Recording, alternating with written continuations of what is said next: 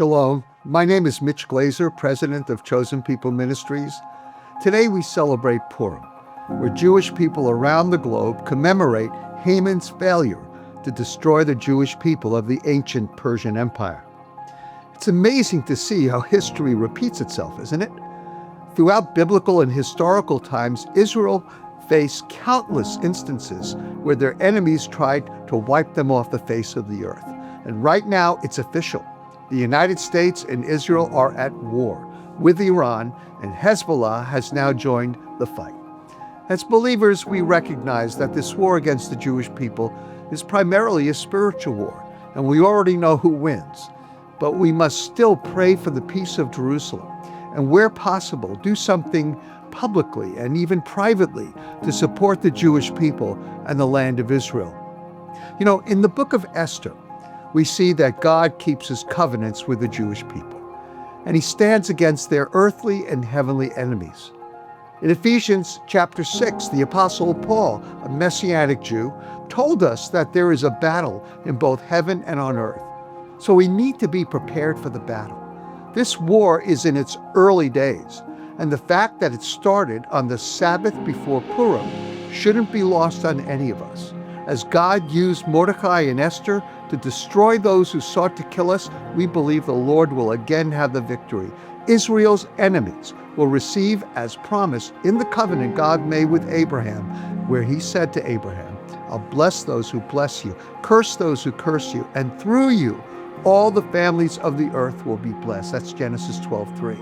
The evil one is trying to destroy the Jewish people, so we would not be able to fulfill our destiny of bringing light and life to the nations of the world. But the devil has lost already. You know that. I continue to be in hourly contact with our Chosen People Ministries staff in Israel. They're huddled in bomb shelters and barely get to leave as missile warnings are coming every 10 to 15 minutes, giving them little relief from the threat and stress of being targeted by Iran. We don't know how long this conflict will last, but we're praying it will be short, and that the goals of the United States and Israel will be accomplished, bringing Israel lasting relief from the threat engineered by Iran, carried out by its proxies, Hamas, Hezbollah, the Houthis, and others. There's no question that this has now become a broader regional conflict, as Iran is targeted and sent missiles striking U.S. bases, hotels, and even residential buildings in the United Arab Emirates, Bahrain, Kuwait, Qatar, Jordan, and Saudi Arabia. Iran has already alienated the UK and France and other European countries that also believe they might be targeted. The situation is explosive and unfolding, yet Israel is still the focus of Iran's attacks. And as of now, Hezbollah has broken the peace agreement and has been steadily sending missiles into the northern part of the Holy Land. My heart especially goes out to our staff and to all Israelis whose lives are being so harshly disrupted by this rain of missiles falling upon them. We pray that most missiles will be intercepted by the Iron Dome and other defense systems, but some will get through, they always do, wreaking havoc and tragically claiming lives. My immediate concern is for our staff families and for everyday Israelis, for the safety of Israelis and of our American troops, and for the Iranian people. They deserve to be free from this oppressive regime that has been so hostile to both America and Israel since the fall of the Shah in 1979. I was discussing the conflict with two of our leaders in Tel Aviv and emphasized the challenges posed by Iran's size, 90 million people, resilience, and religious beliefs, some that are very extreme.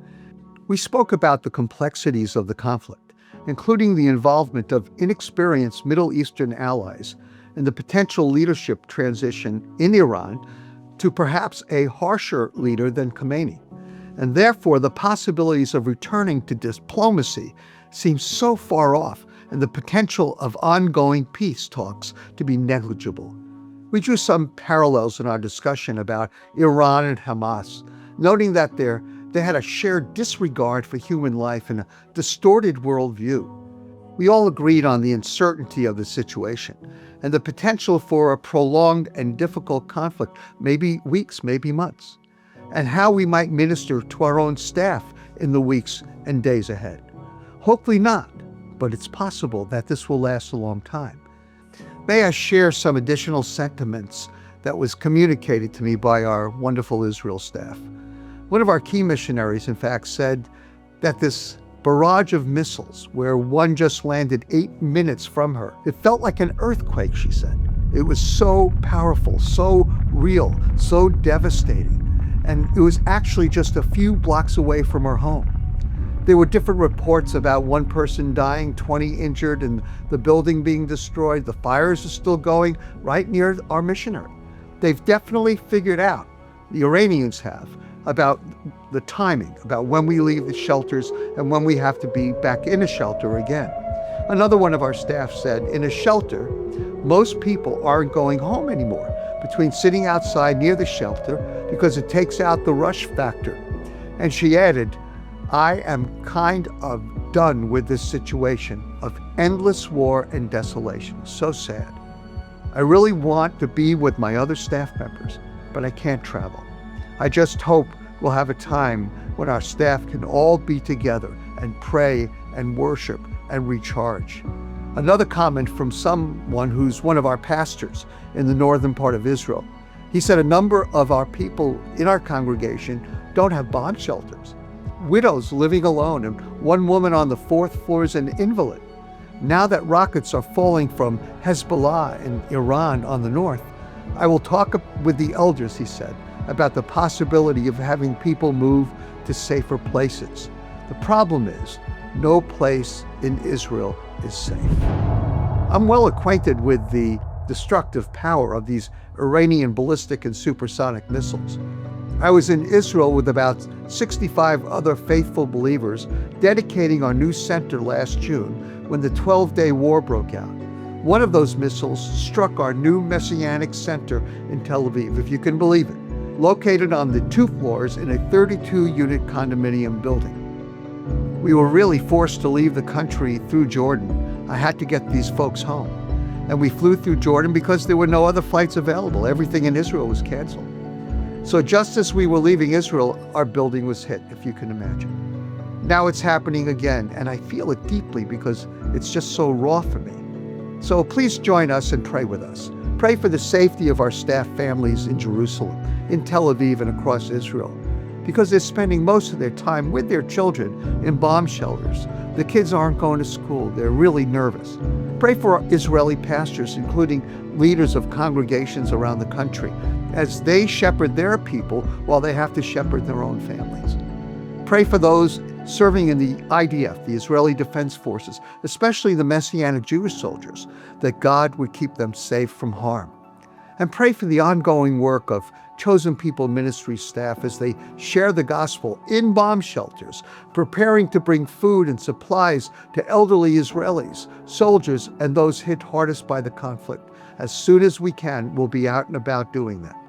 Pray for Israeli children, for their sense of safety, stability, and hope. They want a future for themselves.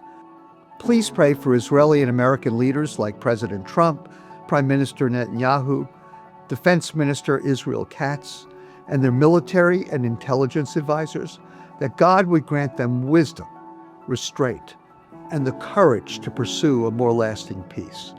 And pray for the Iranian leadership, that they would recognize the suffering their policies have brought upon their own people, and that God would bring about a change of heart and a change of power in the regime, that God would bring in new blood and those who are more sensible and reasonable.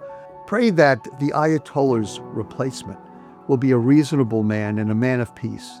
I don't have high expectations for this. The reputation of the person who looks like he will be the next Ayatollah was once known as the hanging judge. But God can still work even in his heart, can he? Pray for the Iranian people who have suffered for decades under an unjust and oppressive regime. Pray for their safety, well-being, and for the continued remarkable growth of an underground church, both within Iran and among Iranians all around the world. If you'd like to make a gift to our Rebuilding Israel campaign, please click our donation page link. Your gift will help rebuild people, places, and programs within Israel that are at the heart and center of your mission to the Jewish people's work in Israel. By God's grace, we'll continue to bring you updates about the war and what it means for our ministries in the Holy Land in the days ahead. Thank you so much for your faithful prayers, and help us as we serve the Lord in the U.S., Israel, and around the globe, bringing the life-changing message of the Messiah Jesus to the Jewish people.